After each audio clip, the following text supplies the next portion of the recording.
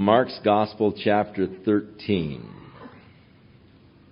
And as Jesus went out of the temple, one of his disciples said unto him, Master, see what manner of stones and what buildings, referring to the great temple in Jerusalem that was started in the year 2219 BC by Herod the Great.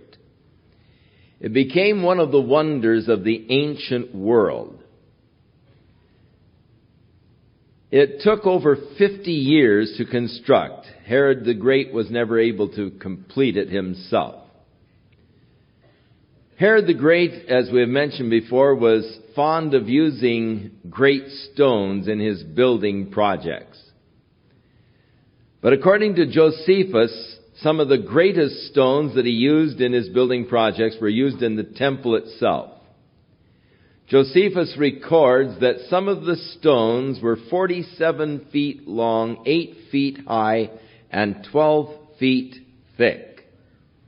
Now that seemed preposterous and just totally unreal until recent archaeological excavations that have been going on along the western wall, down at the southwest corner of the western wall. They have found these tremendous cornerstones that are about 35 feet long, about 6 feet high, and 8 feet thick. But then as they were excavating along the western wall towards the fortress of Antonio, they've come across a huge stone. It's about 45 feet long. I stood beside the thing. It's about 10 feet thick and about 8 feet tall, almost as large as some of those that he used in the temple building itself. They estimate that these stones weigh up to 400 tons. They still marvel at how they were able to hew out these stones, carve them so perfectly smooth, and then move them in place. How they actually got them into place is still a mystery. It is a matter of speculation. But they're not really certain how in the world they could ever move such large stones and get them in place in a building. These stones are so perfectly hewn out that they did not need mortar between them. They just lie flat one on another. And even to the present day, with all of the erosion, you take a knife blade and you try to insert it between the stones, and they're so perfectly carved you can't push a knife blade in.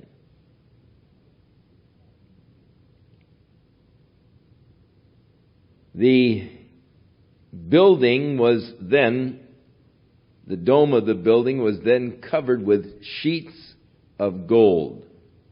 So that in looking at the building, it reflected the sun, and it was just like, look, you couldn't really look at it if you were in that angle where the sun would reflect and hit your eyes. Brilliant building. One of the marvels of the ancient world. So as the disciples were coming out of the temple, they were noting these huge stones and this marvelous building that was constructed by Herod. At this point, having begun some 20 years before the birth of Christ, and Christ now being around 33 years old, take off the 4 years that they feel is an error in the calendar, and you get there were about 47 years in construction at this point. So the building was pretty well complete. It only took another 18 years to finish it.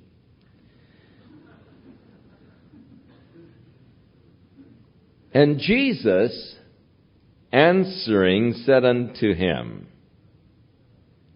Do you see this great building? There shall not be left one stone upon another that shall not be thrown down. Now, I imagine that particular prediction seemed rather preposterous to the disciples. However, some 40 years later, when Titus came in and conquered Jerusalem, once they were able to enter the city, the last citadel, the strongest fortress, was the temple itself, the strongest building in the city. And so many of the Jews fled to the temple in order to hold off the Roman legion from within the temple. Titus ordered that they just not destroy the temple, but to leave it intact. However, some of the Roman soldiers, drunken, began to fire arrows at the temple, flaming arrows, and the temple caught fire, and the Jews inside were cremated.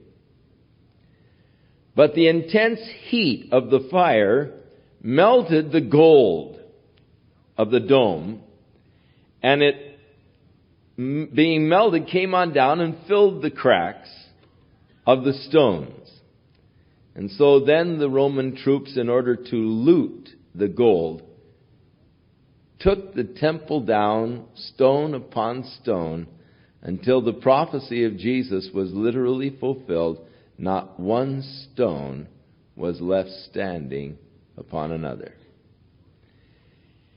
As you go to Jerusalem today and you look down into the excavations in the Tyropoeon Valley, you can see in one area where they have dug all the way down to the Roman road that was there at the time of Christ.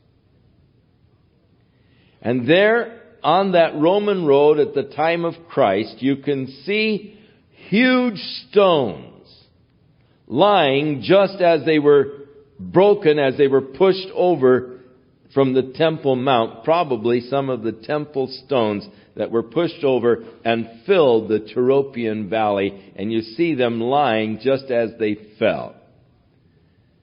Mute testimony to the accuracy of the prediction of Jesus Christ. For exactly as he said, not one stone was left standing upon another. Now it should be noted that he made that prediction of the Herodian temple. They do feel that there are probably foundation stones of Solomon's temple still existing somewhere on the Temple Mount. And right now there is a tremendous move to seek to find the foundation of Solomon's temple. And Stanford Research Institute has been hired to use a radar-type devices to probe under the surface of the Temple Mount and to make a model showing the tunnels and the foundation stones, and they're able to distinguish these things with this new type of testing units. And they are hoping to discover the foundation stones of Solomon's temple. And if they do, then there will be a gigantic push to rebuild the temple in Jerusalem. There is already a gigantic push underway by many Jews. I receive interesting, fascinating mail from Samuel Goldfoot, who is the head of the Temple Mount Foundation. And this man and his group have dedicated their lives to the rebuilding of the temple, which of course is extremely exciting from a biblical, prophetic standpoint. Now, as he sat down on the Mount of Olives, so they left the Temple Mount area, crossed through the Kidron Valley, and over towards Bethany, probably going up the Mount of Olives. it is a pretty steep mountain going up, and it isn't bad idea to stop and rest halfway up or more. And so he went over with his disciples to the Mount of Olives, and he sat down. And Peter and James and John and Andrew asked him privately, "Tell us, when will these things be?" That is, the destruction of the temple.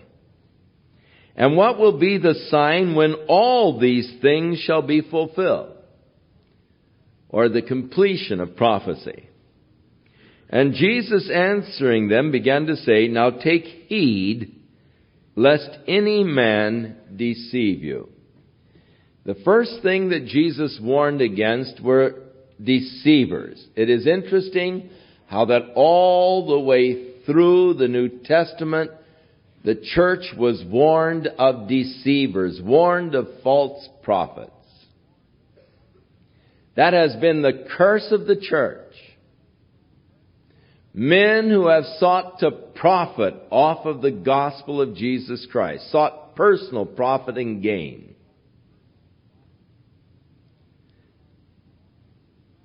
There are so many charlatans, wolves in sheep's clothing. And Jesus warns them against those deceivers. "For many shall come in my name, saying, I am the Messiah, and shall deceive many." Moon declares to himself to be the Messiah. I am amazed that people would follow him. And yet, there are thousands of people selling peanuts and flowers so that he might reap the profit to live in these palatial mansions. When you hear of wars and rumors of wars, don't be troubled, for such things must needs be. The end is not yet. But then nation will rise against nation and kingdom against kingdom. This, from the Greek, is speaking of a worldwide state of war. It's just something different from the wars and rumors of wars that have been going on the whole while. A world war. Earthquakes in different places. Famines and troubles. These are the beginning of sorrows. But take heed to yourselves, for they will deliver you up into the councils, into the synagogues. You will be beaten. You shall be brought before the rulers and kings for my sake and for a testimony against them. And the gospel must first be published unto all nations. But when they shall lead you and deliver you up, take no thought beforehand what you shall speak. Neither do you premeditate, but whatsoever shall be given you in that hour, that speak. For it is not you that will speak, but the Holy Spirit. So this prophecy of Jesus was surely fulfilled. And in the book of Acts, we read how that they were brought before the magistrates, how they were beaten, how they were brought before the councils, before the rulers, and Paul the Apostle even stood before King Agrippa and later before Nero himself. But Jesus said, don't worry about what you're going to say. And we find an interesting story in the book of Acts how that Stephen was brought before the council. And how he began to rehearse to them their history. And how that as he was speaking, his face began to shine like an angel's, as the anointing of God's Spirit rested upon Stephen. And yet the people were so incensed by the things that he was saying that finally they gnashed upon him with their teeth and drug him out and stoned him to death. Now, a lot of people wonder about this particular prophecy. The gospel must first be published among all nations. And there are many mission groups that take this as more or less the impetus for their mission program. And they claim that we can hasten the return of Jesus Christ by advancing the missionary program. For the gospel must be preached into all nations before the end comes. Paul the Apostle, when he was writing to the Colossian church, some 30 years after the death of Christ, said to the church in his letter, "And the gospel which has come to you as it is into all the world." Paul claimed that by the time he had written that letter to the Colossian church, the gospel had gone into all the world. There are churches in India today that trace their origin back to the disciple Thomas. According to tradition, Thomas went to India and preached the gospel, and there is in India today the Church of Thomas, one of the largest churches in India. Christian Works is the Church of Thomas, and they trace their roots back to Thomas himself.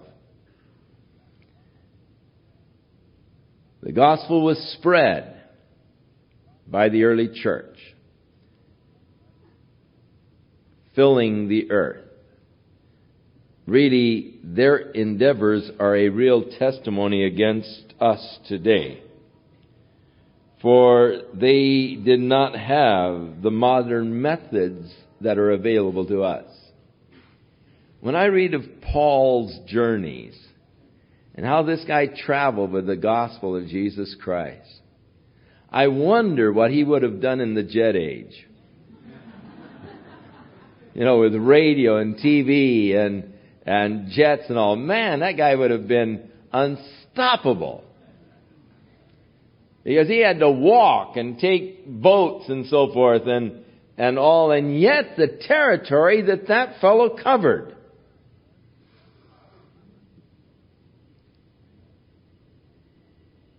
What a witness against us.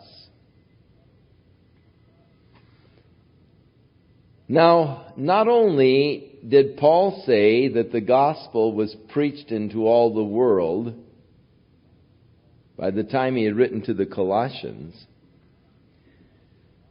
but in the 14th chapter of the book of Revelation,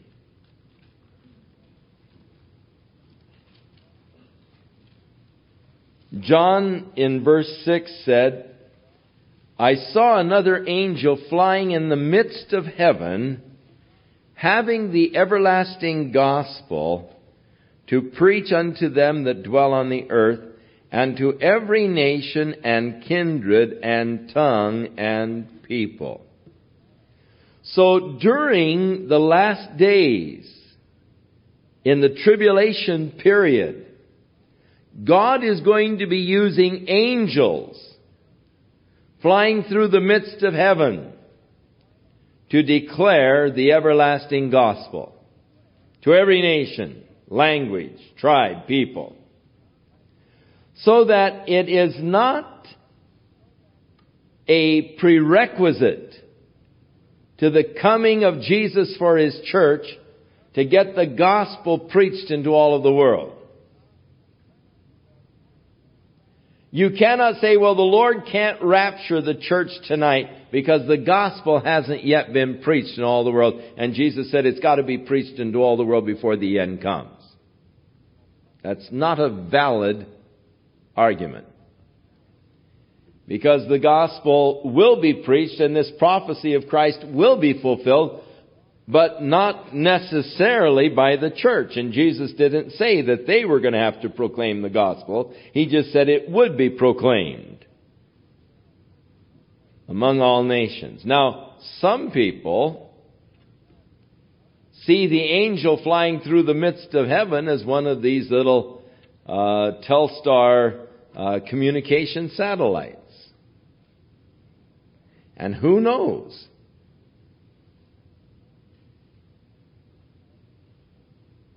When John saw this thing flying through the midst of heaven and preaching to everyone all over the world.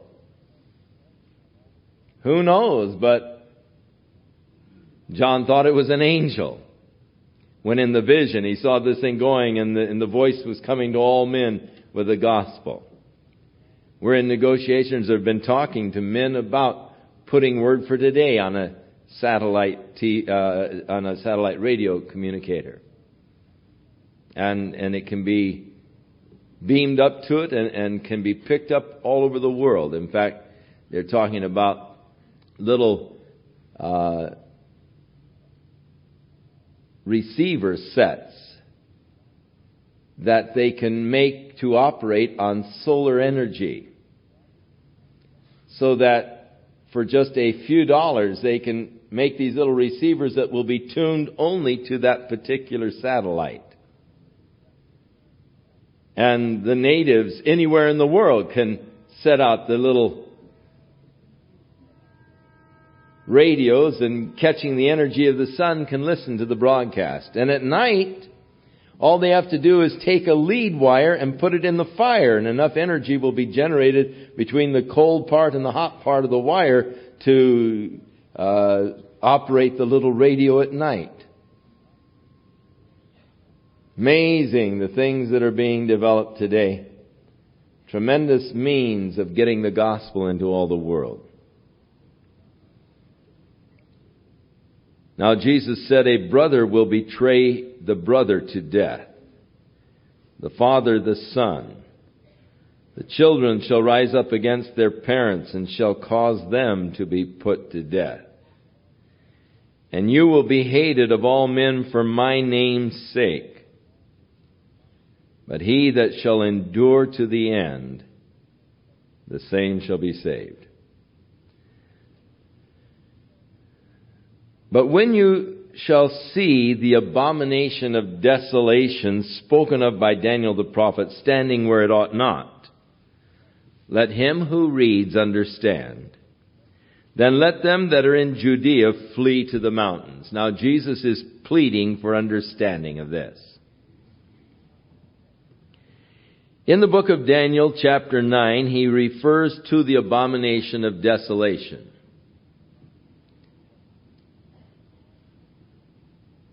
According to my understanding, in putting a composite together using Revelation chapter 13, 2 Thessalonians chapter 2, and Daniel's chapters 9 and 12.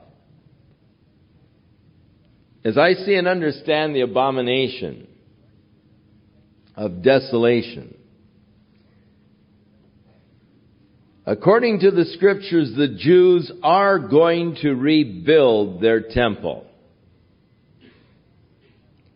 It would seem that the treaties and arrangements for their rebuilding of the temple will be accomplished through a very powerful, wise, astute leader that is going to arise to lead the European community. And that he will make a covenant, Daniel chapter 9, with the nation of Israel. But after 3.5 years, he will break that covenant, and he will set up the abomination which causes desolation. In the 12th chapter of the book of Daniel, it says he will cause the daily prayers and oblations to cease. He'll stop the sacrifices that the Jews have reinstituted. According to Paul in 2 Thessalonians chapter 2, he is going to come to the temple of God and show that he himself is God and demand to be worshipped as God. And he will show all kinds of miracles and signs and wonders. so that if possible he will deceive even the elect.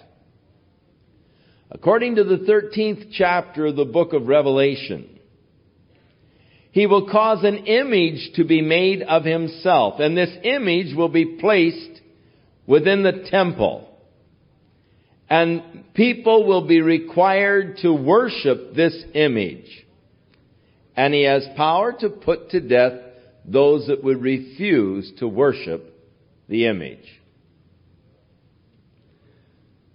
So Jesus said, let him who reads understands. When you see the abomination of desolation standing where it ought not, that is, the abomination which causes desolation.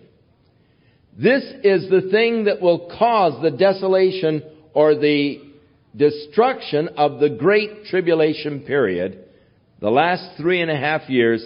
The whole sequence of this wrath of God being poured out upon man will be triggered by this ultimate blasphemy.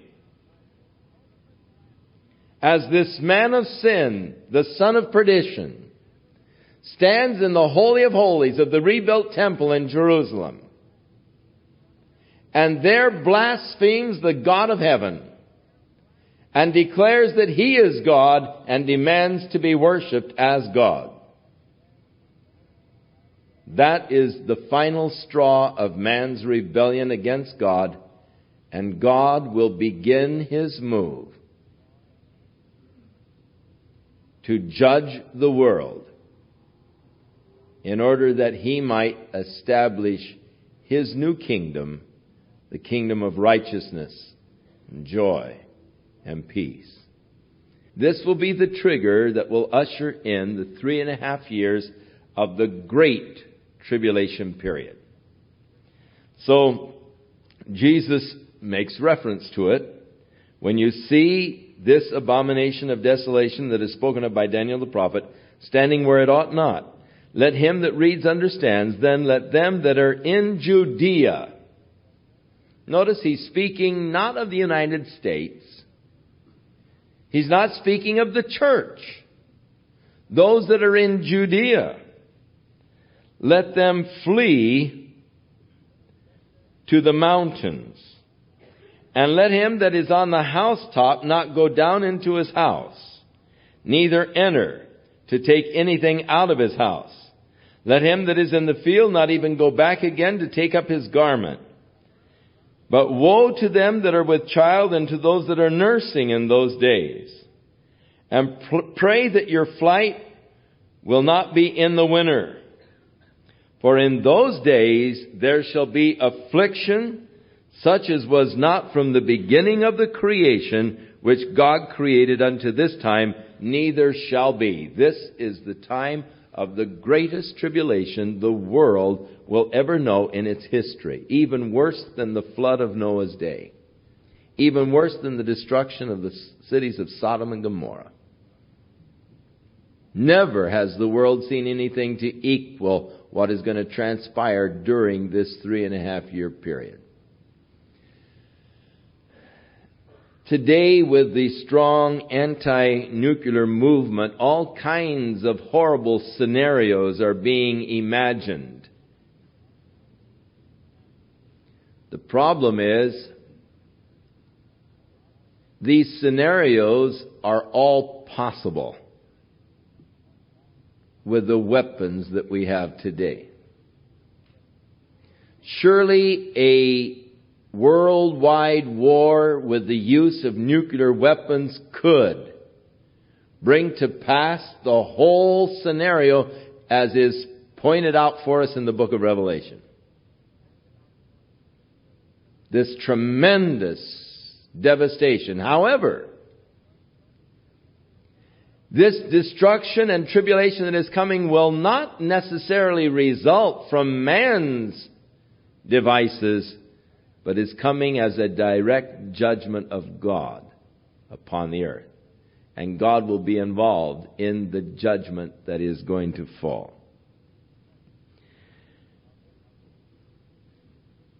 Now those Jews that are in Jerusalem at the time of this abomination of desolation are warned by Jesus to flee to the mountains, and it also in another gospel, flee to the wilderness. In the book of Revelation, chapter 12, John talks about the woman, the nation Israel.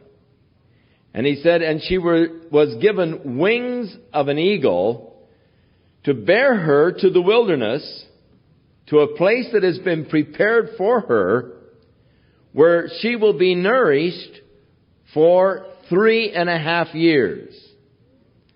So during the time of the Great Tribulation, those Jews that heed the warning of Jesus in Judea will flee to the wilderness area that God has prepared for them, where God will provide and take care of them for that 3.5 year period of the Great Tribulation.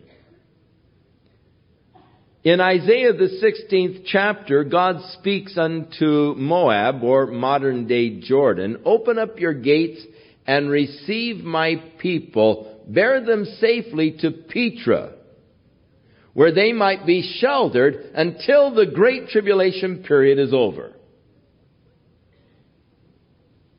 And so, again, putting a composite together, using the prophecies of Isaiah out of the Old Testament, the prophecies of the New Testament, the book of Revelation, here in the Gospels, it would appear that when this abomination of desolation takes place, the Jews who up until that point, many of them have acclaimed this man who helped them rebuild their temple. They've acclaimed him as the Messiah. Suddenly their eyes will be open and the deception will be over, and they will realize this fellow deceived us. And hopefully they will turn to the Scriptures and they will obey the warning of Jesus, and they will flee to the rock city of Petra. Now, according to the book of Revelation, the Antichrist will send out an army after them, but the earth will open up and swallow the army that he sends after them. And God said that he will keep them safe there in Petra until this indignation or the Great Tribulation period is over. And Jesus said to them, "Pray that your flight will not be in winter." In Matthew's Gospel, he adds, "nor on the Sabbath day." And it will be difficult for those women who are pregnant or those who are nursing. Woe unto them. Why? Because they're going to have to flee. It's going to be hard. It's going to be a real hardship. And to have small children with you will actually restrict your flight. And it will be difficult. So it's just a woe to those because of the difficulties that they are going to experience during this period. "For in those days shall be affliction, such as never been in the history of man. And except that the Lord had shortened those days, no flesh should be saved. But for the elect's sake, Israel, those whom he hath chosen, he will shorten the days." The Lord speaks here of a period in man's history when, unless the Lord would shorten the days, man would have the capacity of destroying himself. No flesh would remain. But God, for the elect's sake, those who he has chosen, will shorten those days. "And then if any man shall say to you, Lo, here is Christ, or Lo, he is there, believe him not. For false Christ and false prophets shall rise, and shall so show signs and wonders, to seduce, if it were possible, even the elect." So signs and wonders are not always from God. Many times they can be to seduce a person after a false prophet. "But take heed," he said, "behold, I have foretold you all things." But in those days, after that tribulation, the sun shall be darkened, the moon shall not give her light, Here he is referring to that same day that Joel prophesied.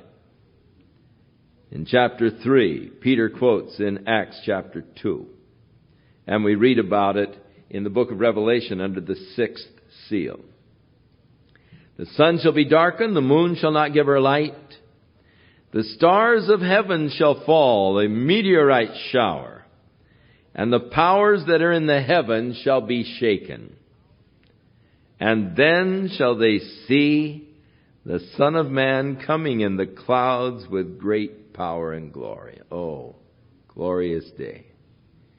After the tremendous Holocaust, when the world is almost destroyed, the glorious return of Jesus Christ coming in the clouds with great power and glory.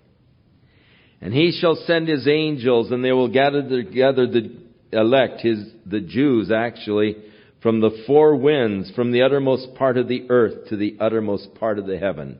This, of course, is a reference to the prophecies there in Isaiah. Now learn a parable of the fig tree. When her branch is yet tender and puts forth leaves, you know that summer is near. So you, in like manner, when you shall see these things come to pass, know that it is near, even at the doors. Verily I say unto you, that this generation shall not pass, till all these things be done. Heaven and earth shall pass away, but my words shall not pass away. In the Old Testament, in parables, the fig tree was a reference to the nation of Israel. In Jeremiah, the 23rd chapter, God likens the nation of Israel to a basket of rotten figs that are so rotten that they have no value, only to be thrown away and destroyed. Chapter 24 of the book of Jeremiah. And then over in Hosea, the 9th chapter and the 10th verse, God makes again a reference to the nation of Israel as a fig tree, where the Lord declares,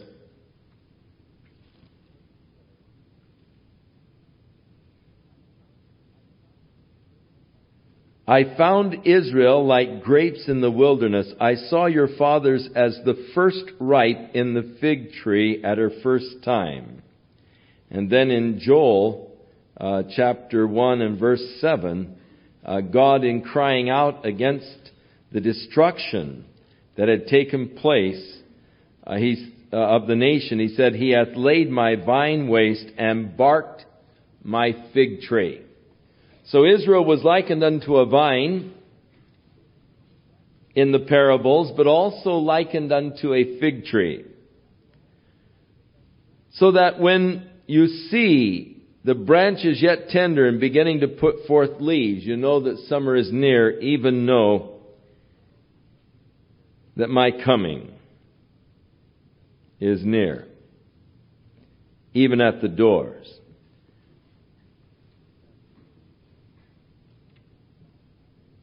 Many Bible scholars believe that this reference is to the rebirth of the nation of Israel. And that generation that saw the rebirth of the nation Israel would be the final generation.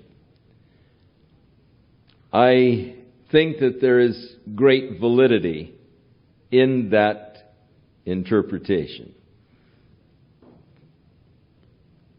Now Jesus declares how His word is going to stand. Heaven and earth will pass.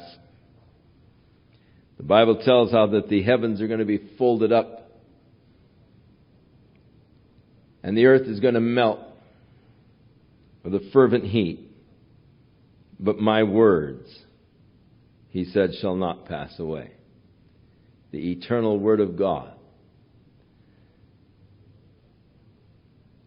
But of that day and that hour knoweth no man. No, not the angels which are in heaven, neither the Son, but the Father. Jesus, as we said, when he came to the earth, took upon himself limitations. Deliberately took upon himself limitations. He was God manifested in the flesh. But by virtue of coming in a body of flesh, while he was in the body of flesh, he could not be omnipresent. He was restricted, as is a body of flesh, to locality.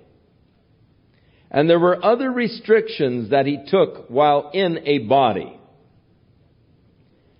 And there was a restriction in actually the knowledge of the day that he would return. He said, I don't even know that.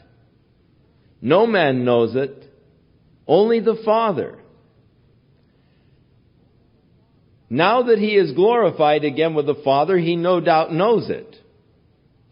But while in the restrictions of the body, that was a part of the restriction while existing here on the earth in a body. It is sheer folly and presumption for any man to pretend that he has some divine revelation or some insight into the Scripture where he knows the day and the hour that the Lord is coming. Even though the Lord is so specific in this area, there are always those speculators who seem to be able to gather some kind of a following after them because they've set out on some system of interpreting of the Scriptures whereby they feel that they have interpreted the very day for the return of Jesus Christ.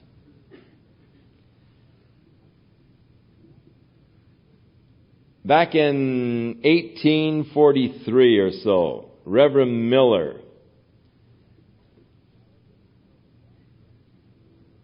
by using the book of Daniel and taking the 2,550 days and making it 2,550 years instead of days, though the Scripture said days, somehow he translated the days to years, and he came up with the year of 1843.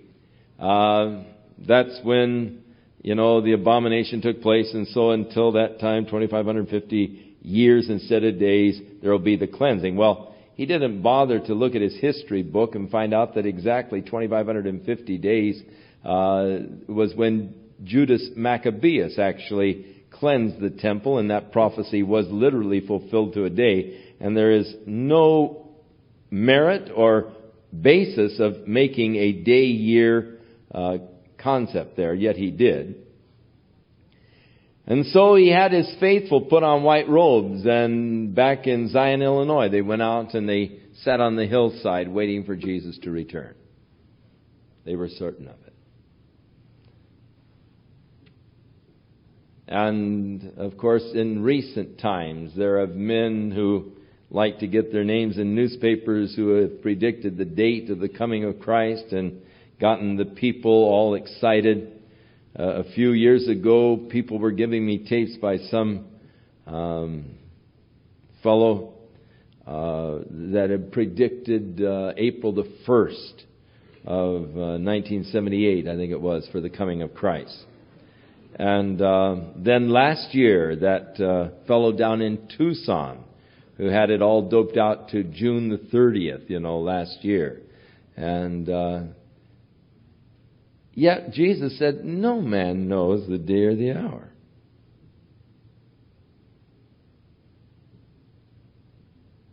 So what are we supposed to do? He said, just take heed.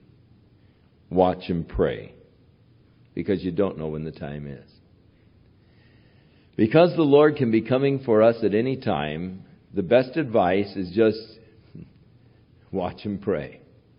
Be ready. Take heed. Be ready. You don't know when it's going to happen. For the Son of Man is as a man who is taking a far journey, who left his house and gave authority to his servants, and to every man his apportioned work. And he commanded the porter to watch. Therefore he said, you watch, for you know not when the master of the house is coming, at even or midnight, or when the cock is crowing in the morning. Watch, lest he come suddenly and he finds you sleeping. And what shall I say unto you? And what I say unto you, I say unto all, watch. So what Jesus is saying to you is watch. Be ready. You don't know exactly when he is coming. He may come at evening, he may come at midnight, he may come in the early morning. Because you don't know, just be watching and be ready.